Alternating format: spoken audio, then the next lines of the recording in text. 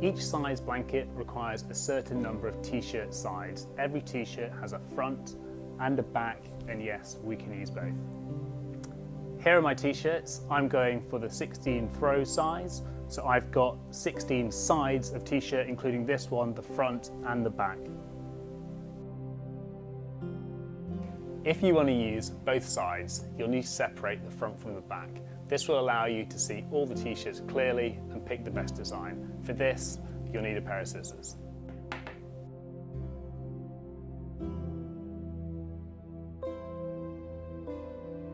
So, just like this, neatly down the side, to the armpit, around the sleeve and collar to the neck, then exactly the same on the other side.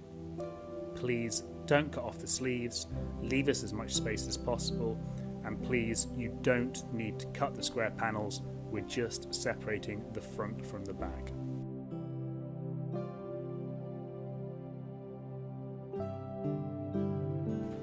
Now for the fun bit, we can see every side and choose the best design.